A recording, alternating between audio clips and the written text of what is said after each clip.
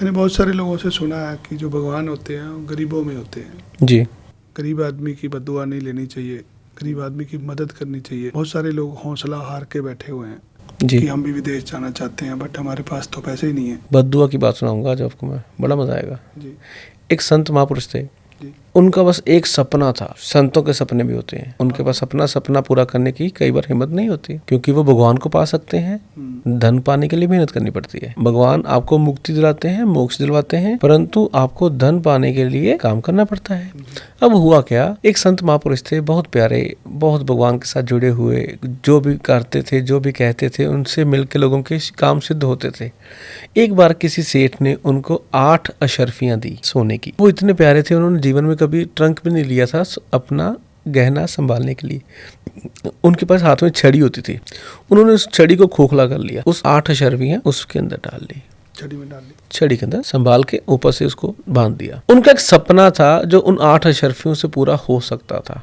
उनका सपना क्या था कि मैं वृंदावन जाकर साधुओं को लंगर कराऊंगा। बस एक ही सपना था। साधु के सपने भी साधु जैसे। उन्होंने क्या किया, वो छड़ी ली, उठाई और वो वृंदावन के लिए पैदल चल पड़े रास्ते में। अब रास्ते में किसी शहर में वो रुके, किसी गांव में रुके, तो अब संतों का क्या होता है कि हर गांव में, जिस भी गांव में जाते हैं तो वहां पे लोगों से पूछते हैं कि क्या यहाँ पर भगवान के कुछ सेवक हैं? अगर सेवक हैं तो मैं उनके घर से ही लंगर पानी खाऊंगा। हाँ, भिक्षा ले लूंगा, भिक्षा वहीं से लूंगा। वो वहां पर गए, उन्होंने वहां पर उनसे लंगर पानी खाया, तो बहुत से अच्छे से खाया और उनको नींद आ गई। अब नींद आ गई तो उन्होंने छड़ी साइड पे रखी, सो गए। अब वह जो व्यक्ति जिसके घर पे उन्होंने खाना खाया, उसके मन में कुछ लालच आया कि ये कपड़ा क्यों बांधा हुआ छड़ी के ऊपर।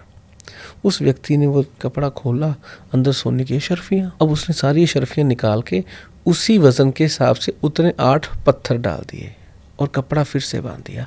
सोना है, लालच आ जाता है, उसको लालच आ गया। अब प्रभु होता क्या है, उन्होंने सुबह अपनी छड़ी उठाई और वृंदावन पहुंचे। जाकर ऋषि जी से बोला, मंदिर के पुजारी से बोला कि यहाँ पर जितने साधु संत हैं सबके लिए खीर पकवान लंगर बनाए जाए, कल की व्यवस्था की जाए और मैं सबको लंगर कराना चाहता हूँ। अब वो लंगर की तैयारी हो गई शुरू। जो वहाँ के पुजारी थे उन्होंने बोला कि कुछ दक्षिणा दीजिए। उनको बोला कल दूंगा, अभी नहीं, कल दूंगा। अब अगले दिन क्या हुआ, लंगर की व्यवस्था हो गई, सबको भेंट देने के लिए धन की लिफाफों की व्यवस्था हो गई। उसके लिए धन चाहिए था।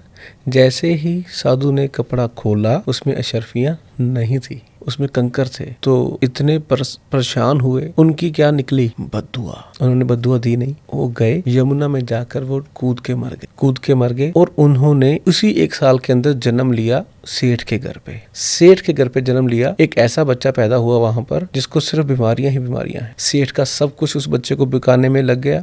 उस बच्चे को आखिरी जो दवाई देने के कुछ रुपए बचे थे, उस बच्चे ने अपने मुंह से बोला कि साधुओं का लंगर कराओ वृंदावन में, मैं ठीक हो जाऊंगा। जैसे वो वहां आए और मरने से पहले बोला वह बच्चा कि मैं वही साधु हूँ और मैं मर रहा हूँ और तुम्हारा सब कुछ बर्बाद करके जा रहा हूँ। तो ये बद्दुआ का मैटर है, बद्दुआ लग जाती है, इससे बचना है। कम खा लो, कम कर लो, बद्दुआ से बचो। बद्दुआ गरीब की नहीं, साधु की, गरीब की, किसी की भी लग सकती है। लड़की की लड़के को, लड़के की लड़की को, गरीब की अमीर को, अमीर की गरीब को, साधु की चेले को, चेले की साधु, किसी को किसी की दिल ना दुखाना भैया।